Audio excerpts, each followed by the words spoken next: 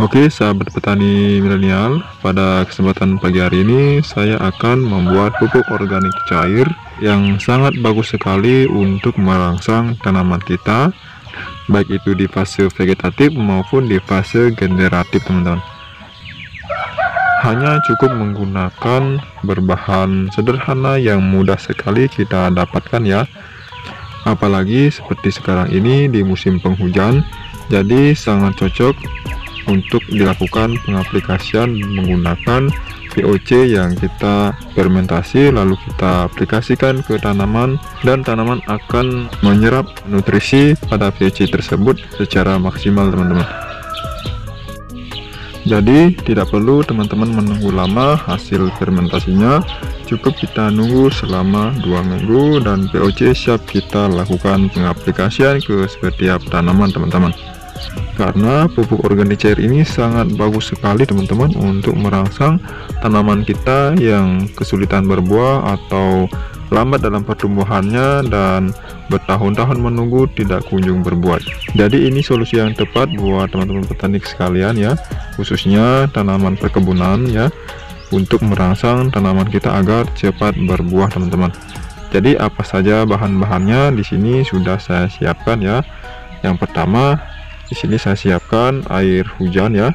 Jika teman-teman menggunakan air kolam itu sangat lebih bagus, teman-teman, karena kebetulan tadi malam sempat hujan, jadi saya sempat mengambil airnya, teman-teman, untuk sebagai tambahan pencampuran VOC-nya. Kemudian bahan selanjutnya di sini saya gunakan santan ya, santan kara.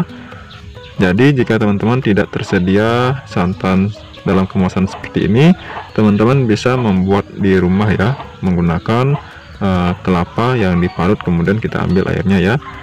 Karena saya inginnya cepat, jadi saya menyiapkan santan kara ya, atau santan siap pakai.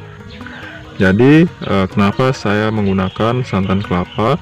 Karena santan kelapa ini sangat bagus untuk perkembangan tanaman kita atau pertumbuhan tanaman kita ya, teman-teman. Karena sebelumnya saya sudah mencobanya dan hasilnya sangat luar biasa, teman-teman, dan saya dapatkan ilmu ini dari teman-teman senior ya yang telah berhasil, kemudian saya terapkan dan saya saat ini akan berbagi kepada teman-teman petani ya, khususnya petani kebun. Kemudian bahan yang ketiga di sini saya siapkan gula merah yang dicairkan ya. Jika teman-teman ada tersedia tetes tebu atau molase itu lebih bagus, teman-teman. Jadi karena saya kehabisan molase, saya gunakan gula merah yang saya rebus kemudian didinginkan atau dicairkan seperti ini, teman-teman.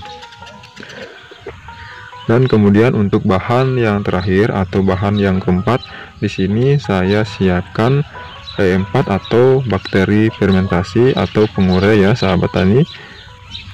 Jadi jika teman-teman tidak tersedia E4 ya, teman-teman bisa gunakan Yakult ya. Yang penting mikroorganismenya aktif, teman-teman ya. Oke, tidak perlu berlama-lama, langsung saja kita ke proses pencampuran bahan-bahannya, teman-teman. Jadi terlebih dahulu kita buka dulu santan kelapanya ya. Di sini saya gunakan santan kara. Jadi kita buka dulu santan kelapanya ya. Jadi kita masukkan santan kelapanya ke dalam air hujan. Jadi maaf teman-teman, di sini saya lupa menyampaikan bahwa air hujan yang saya gunakan cukup gunakan 1 liter saja, teman-teman, untuk air hujannya. Jadi kita masukkan seperti ini santan kelapanya, teman-teman ya. Oke, saya kira cukup, teman-teman. Nah, selanjutnya untuk bahan yang kedua di sini saya sudah siapkan gula merah ya, yang sudah dicairkan seperti ini. Jadi untuk takaran di sini saya cukup gunakan 200 ml saja, teman-teman. Jadi kita sesuaikan saja ya. Ini hanya sekitar contoh, teman-teman. Saya kira itu ya. Kemudian untuk bahan yang terakhir atau bahan fermentasinya atau mikroorganismenya, di sini saya siapkan E4. Jadi untuk dosis di sini cukup saya gunakan 4 tutup botol saja ya sahabat tani.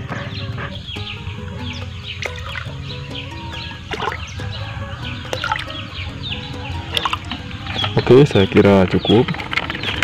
Jadi selanjutnya kita lakukan pengadukan secara merata ya, agar benar-benar terurai dan tercampur.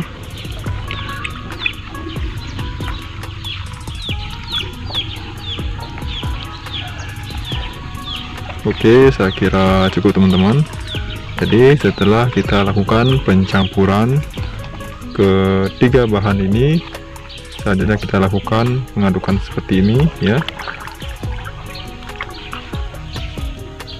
Kemudian tahap terakhir kita masukkan ke dalam botol yang sudah saya siapkan sebelumnya ya, untuk melakukan proses fermentasi teman-teman. Jadi kita masukkan perlahan ya.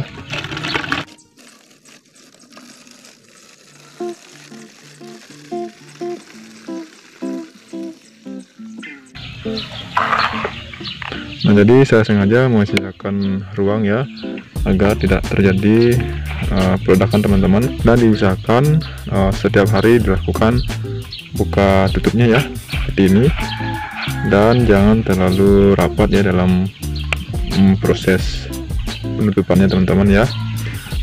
Jadi untuk proses fermentasinya kita simpan di dalam ruangan atau tanpa terkena sinar matahari sedikit pun ya sahabat tani. Jadi proses fermentasinya kita tunggu prosesnya jadi selama 2 minggu. Nah, jadi setelah 2 minggu kan siap kita lakukan pengaplikasian ke setiap tanaman ya, yang susah berbuah atau pertumbuhannya lambat ya. Bisa teman-teman gunakan POC ini dengan cara dikocor ya, dan gunakan dosis 500 ml dengan menggunakan 3 liter air. Kemudian lakukan penyiraman atau lakukan pengocoran ke setiap tanaman teman-teman. Oke teman-teman, sampai di sini dulu ya video dari saya. Jika teman-teman suka dengan video yang saya bawakan, jangan lupa like, komen, dan juga subscribe teman-teman. Oke, terima kasih saya ucapkan buat teman-teman yang selalu mendukung channel ini sampai saat ini. Semoga sehat selalu dan rezekinya makin banyak lagi. Sekian dan terima kasih.